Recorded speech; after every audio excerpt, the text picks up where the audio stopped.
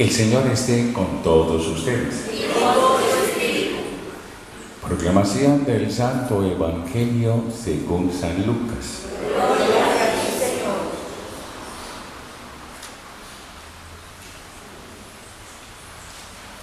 En aquel tiempo designó el Señor otros 72 y los mandó por delante de 2 en 2 a todos los pueblos y lugares a donde pensaba ir él.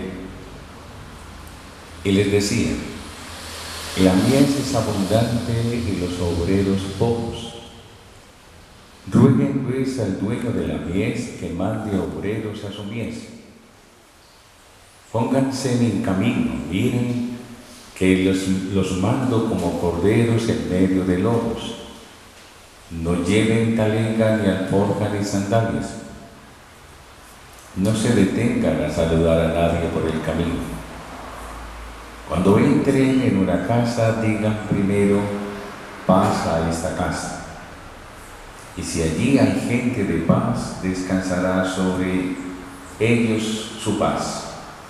Si no, volverá a ustedes. Quédense en la misma casa. Coman y beban de lo que tengan, porque el obrero merece su salario. No anden cambiando de casa. Si entran en un pueblo y lo reciben bien, comen de lo que pongan sobre la mesa. Curen a los enfermos que haya y digan: es acerca de ustedes el reino de Dios. Palabra del Señor. Gloria a ti, Señor Jesús.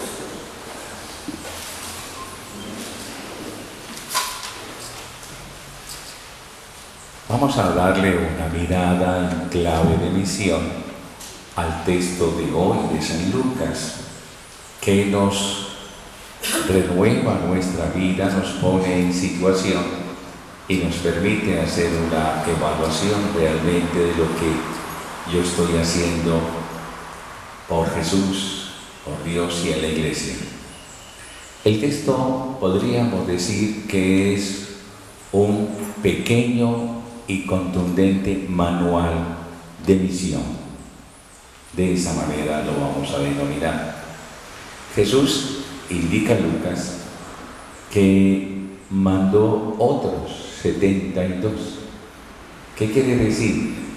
Que los 72 son el segundo grupo que él manda, porque ya había mandado unos primero, y son los 12.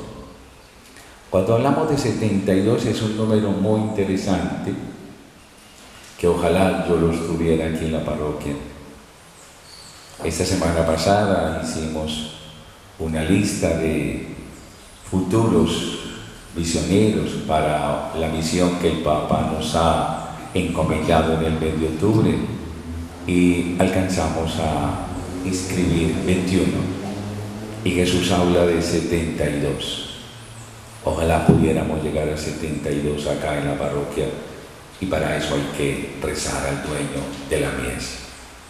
Entonces, y los envía en una metodología simple, de 2 en 2. Preguntaríamos: ¿por qué de 2 en 2? Porque lo que yo digo, mi compañero o lo testifica o lo reordena, pero generalmente el 2 significa: lo hacemos juntos y ambos somos testigos de lo que nos vamos a comprometer a decir. Siempre el perfecto es 2. Entonces, los manda como en una avanzada. Vayan, que yo voy detrás de ustedes. Hoy, a mí y a ustedes que me escuchan y me ven y que oyen la voz de Dios, nos está mandando como si fuéramos de ese grupo de 72. Y nos dice: vayan. ¿Pero vamos a dónde? ¿Tenemos que inscribirnos y irnos para el África a hacer la misión? No, aquí, donde tú estás, donde vives, en el lugar donde te desempeñas, en tu trabajo, en tu oficina, en tu empresa, en tu casa, en tu vecindario. Si tú haces tu misión, la que mi Dios te manda por el hecho de ser bautizado, en esos 3 ámbitos harás una gran tarea. Mi casa, el lugar donde me desempeño y el vecindario donde y con quien vivo. Son 3 escenarios que incluso no alcanzarían una vida para lograrlos cubrir. ¿Por qué tengo que ir a misión? Por una razón concreta y contundente. Me ha llamado Él y me ha bautizado. Yo soy bautizado y por el hecho de ser bautizado tengo implicación en una misión. ¿Quiénes se excluyen? Los que no son bautizados, pero a ellos y a los que no son creyentes va destinada la misión que yo voy a hacer. En mi casa, quizás, tendré personas que me acompañan, parientes, familiares cercanos, que no son tan creyentes. No voy a utilizar la palabra devotos, que no deberían ser, sino creyentes. A esos que en mi casa no son creyentes, yo tengo que evangelizar. Somos parte de esos 72 y de esa avanzada. ¿Quién en mi casa no es creyente? No como yo, sino que no tiene a Dios en el centro de su vida. ¿Quién en mi trabajo, compañeros, jefes, personal a mi cargo, no son creyentes, incluso hasta blasfeman contra Dios? A ellos, con prudencia, con delicadeza, pero con perseverancia, yo procuraré que Dios en el que creo y Dios en el que me salva y Dios en el que al final de la vida me espera esté sembrado o empiece a germinar o a tener semilla en el corazón de ellos. Colegas, finalmente el sector o el lugar donde vivo, mi vecindario. Yo no vivo en un monte solo, aunque quisiera. Yo vivo en medio de una comunidad que Dios me ha puesto a mí y me ha indicado que yo con ellos puedo también anunciar.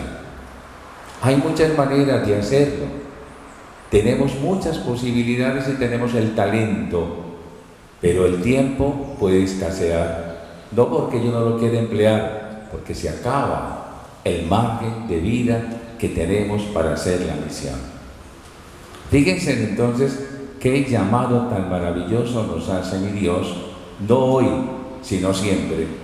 Si yo tengo claro y hago cuentas simples, tengo que encontrar la fecha de mi bautismo, no en la que nací, sino cuando fui bautizado.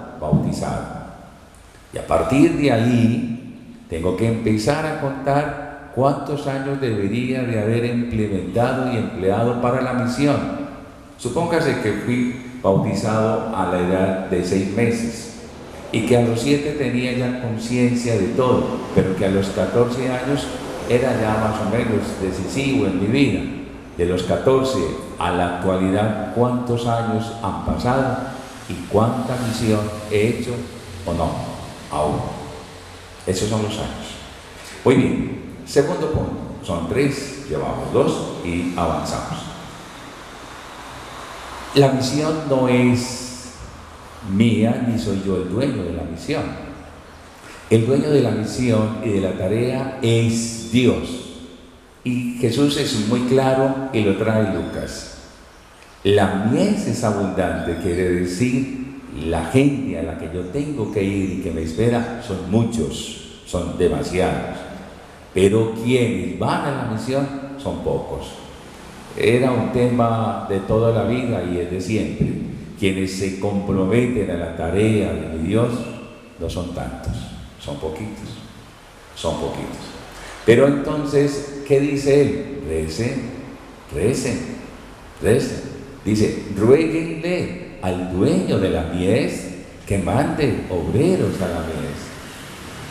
O sea, díganle a Dios que suscite en el corazón de tantas personas bautizadas que puedan ser ellas también misioneros. Nosotros pensamos y tenemos un esquema de fe que es que yo voy a misa porque creo, pero hasta ahí llega todo, ahí paré. E incluso en semana puedo llegar hasta celebrar la Eucaristía en una o dos o varias veces en la semana, pero paré ahí, termino, me doy la bendición y me voy, como si ahí concluyera todo. Entonces, creo que solo ser bautizado y tener fe basta con un rito. Y no es así. Tener fe es una vida, es una dinámica, es contagiarla, es hablar de Dios, es poner en el corazón de las gentes a Dios, pero también poner en la perspectiva de la vida de cada ser humano a Dios para ser mejores seres humanos, para vivir mejor en sociedad, para sentir lo que sienten y se duelen aquellos que son hoy considerados los que viven en las fronteras del mundo. Eso es lo que me pide Dios, llevarlo a todas partes. Entonces es rogarle al Señor que siembre en mi corazón el anhelo, el deseo, el sueño, la posibilidad de ser también misionero. Qué bueno poderlo ser. Quizás muchos de ustedes o algunos pensarían que bueno irme a una misión, tal vez ahora o en octubre, o incorporarme a la de la parroquia o en diciembre, no a llevar regalos, porque no se trata solo de llevar regalos. Pensamos que la misión es llevar regalos y de eso no se trata. Eso es accesorio. Puedo no hacerlo y hacer una misión extraordinaria en mi pueblo, donde nací, a donde vivo, a donde paso vacaciones, donde crecí, a donde viven mis padres y los tengo vivos. Allá me vinculo, me incluyo. O aquí hay muchos sectores donde hacerla, donde hablar de Dios. Hay tanta sequedad, hay tanto desierto, hay tanto yermo en esta ciudad, que es ahí donde tenemos que sembrar esa semilla que Dios nos pone a sembrar. Concluyo. ¿Quiénes son los destinatarios?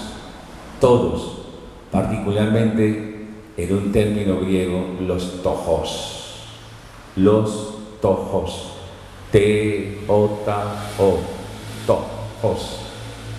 ¿Quiénes son los tojos?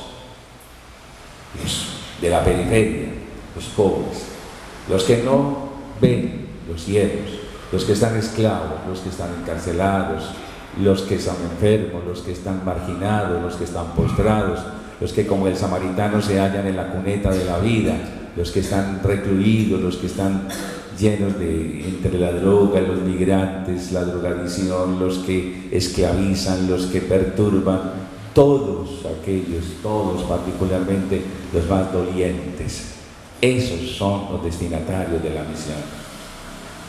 Tendría que preguntarme cuánta sensibilidad tengo por ser creyente frente al dolor que el mundo hoy me expone.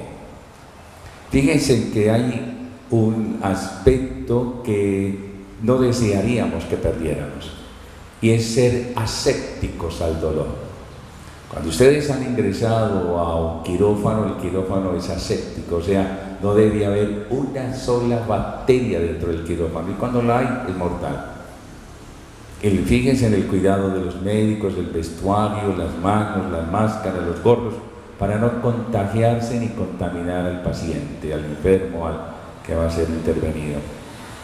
Esa es nuestra sociedad. Es una sociedad que pretende ser indolora, sin sensibilidad frente al dolor de los demás.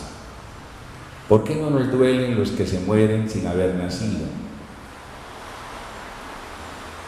¿Por qué los que no nacen, porque mueren en el vientre de tantas mujeres, se dicen cifras de registro de embarazos no concluidos o sencillamente de niños no nacidos y basta, y a nadie le duele?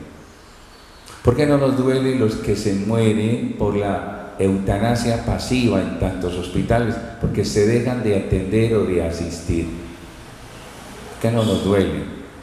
¿Por qué cuando mi madre o mi abuela o el esposo o la esposa o un hijo se vuelve repetitivo en el sistema de salud, porque ya te despachan para la casa sin atender y entender tu propia realidad? Y hasta como que estorbas dentro del sistema porque te vuelves una carga onerosa para el Estado. ¿Por qué no duele? ¿Y por qué no duelen todos los que vemos en tantas partes y lugares con cara de tristeza, suplicando una mano extendida. Es una sociedad aséptica, donde no entiende el dolor. Y Jesús nos vino a decir que donde está el dolor está tu misión. Ahí está tu misión. No solo el dolor de los pobres sin comer, es el dolor que tengo alrededor mío, que yo no he visto y del cual no he sido sensible. Cuánto dolor tengo al lado mío, que no es solo el mío, sino al lado mío. Y paso de largo porque no miro para los lados, porque me evito mirar donde me cuestiona el dolor y me obliga a una respuesta. Esa es la misión, esa es la misión. En síntesis, hacer más humano el mundo, más sensible el mundo. Poner a Dios en el centro, porque Dios no estorba ni te quita, te da. ¿Y de qué manera? Creo en Dios Padre Todopoderoso,